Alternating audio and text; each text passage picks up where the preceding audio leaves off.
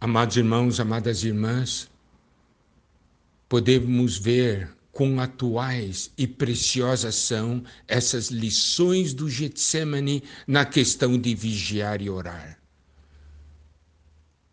Nós podemos ver que o Senhor havia pedido aos seus discípulos para vigiarem com ele. Esse é um primeiro aspecto. E quando ele voltou da oração dele, ele viu os discípulos dormindo. E ele falou para os discípulos que eles deveriam vigiar e orar para não entrarem em tentação, querendo dizer que até a fé deles seria testada pelos fatos que iriam acontecer e que eles deveriam vigiar e orar para não desfalecerem na fé.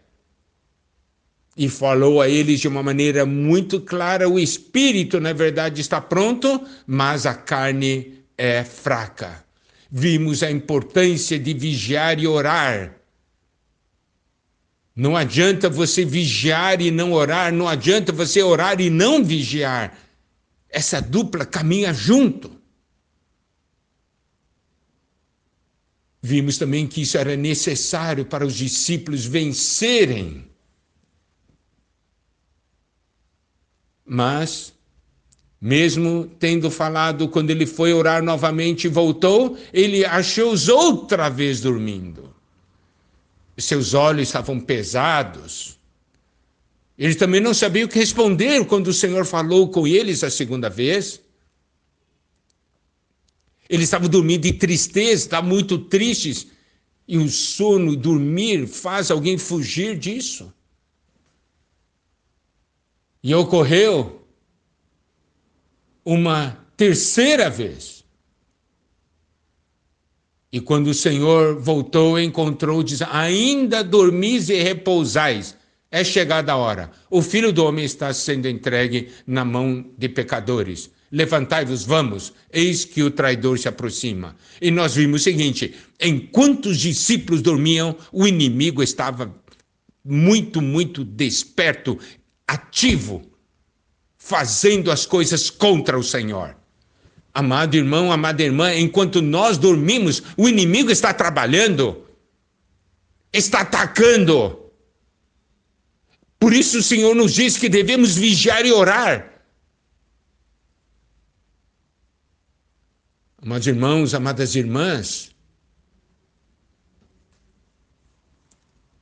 precisamos hoje tocar nessa realidade. Você sabe, em 2 Samuel, capítulo 15, versículo 30, nos mostra uma experiência de Davi ali, no Monte das Oliveiras. Seguiu Davi pela encosta das oliveiras, subindo e chorando. Tinha a cabeça coberta e caminhava descalço. Todo o povo que ia com ele, de cabeça coberta, subiu chorando. Davi, no passado, havia passado pelo Monte das Oliveiras e estava chorando, e o povo estava chorando com ele. Agora, o filho de Davi, o nosso Senhor, estava ali, orando. E os seus seguidores, seus discípulos, os três mais íntimos, estavam dormindo. Oh, amados irmãos, amadas irmãs, nós precisamos perceber que o inimigo de Deus quer que a gente durma, que nós não tomemos a palavra de vigiar e orar como uma palavra de advertência, uma palavra forte e necessária. Agora, eu gostaria de compartilhar com os irmãos um pouco mais sobre a experiência desses três discípulos, Pedro, Tiago e João. O Senhor escolheu esses três para terem três experiências. E essas experiências foram experiências exclusivas. São experiências para os íntimos. A primeira experiência que nós acabamos de ver agora foi essa do Getsemane, o que nós entramos em detalhes. Não é a primeira no tempo. A primeira experiência abordada. Agora vamos ver a outra experiência exclusiva dos três. Foi no Monte da Transfiguração. Lucas, capítulo 9, versículos 28 a 32. Cerca de 8 dias depois de proferidas estas palavras, tomando consigo a Pedro, João e Tiago, subiu ao monte com o propósito de orar. E aconteceu que, enquanto ele orava, a aparência do seu rosto se transfigurou e suas vestes resplandeceram de brancura. Eis que 2 varões falavam com ele, Moisés e Elias, os quais apareceram em glória e falavam da sua partida que ele estava para cumprir em Jerusalém.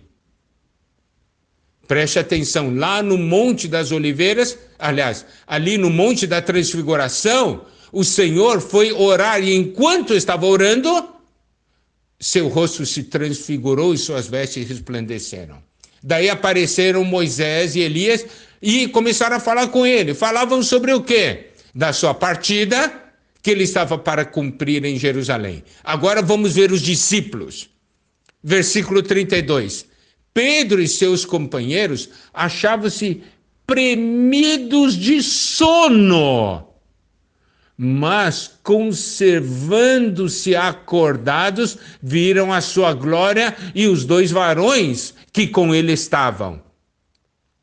Existem traduções que dizem que eles dormiram e acordaram a ponto de ver o finalzinho.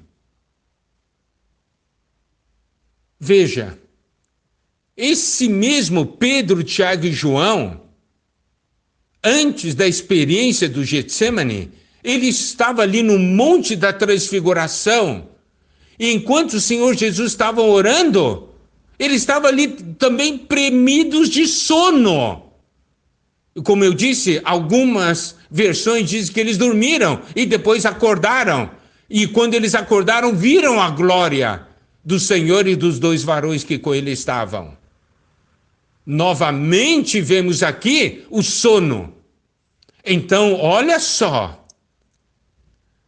Quando há algo importante que o Senhor quer revelar aos seus, no momento de intimidade, que para nós é sempre o momento de oração, o sono vem.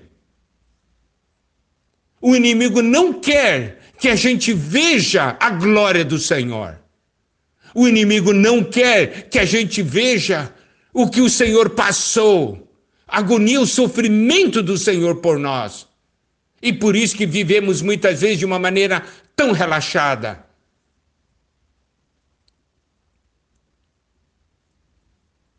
Não é assim? E ainda mais, uma outra porção é a porção da cura da filha de Jairo, Marcos 5, 35 a 43. Falava ele ainda quando chegaram alguns da casa do chefe da sinagoga, a quem disseram, tua filha já morreu, porque ainda incomodas o mestre? Mas Jesus, sem acudir a tais palavras, disse ao chefe da sinagoga, não temas, crê somente. Contudo, não permitiu que alguém o acompanhasse, senão Pedro e os irmãos Tiago e João. Tá certo? O Senhor levou somente esses 3, e aí ocorreu o milagre, né? Chegando à casa do chefe da sinagoga, viu Jesus o alvoroço, os que choravam e os que pranteavam muito. Ao entrar, lhes disse, por que estáis em alvoroço e chorais? A criança não está morta, mas dorme. E riam-se dele. Tendo ele, porém, mandado sair a todos, tomou o pai e a mãe da criança e os que vieram com ele, que era exatamente Pedro, Tiago e João, e entrou onde ela estava. Tomando-a pela mão, disse, Talitá cumi, que quer dizer, menina, eu te mando, levanta-te. E imediatamente a menina se levantou e pôs-se a andar, pois tinha 12 anos. Então ficaram todos sobremaneira admirados. Está vendo? Aqui a experiência foi de poder, o poder da ressurreição, o poder da vida que o Senhor tem. Então, as 3 experiências desse círculo exclusivo restrito, Pedro, Tiago e João, ver, conhecer o poder de Deus, a glória de Deus e a agonia do Senhor. Em outras palavras, o poder do Senhor, a glória do Senhor e o sofrimento do Senhor. São 3 visões importantíssimas.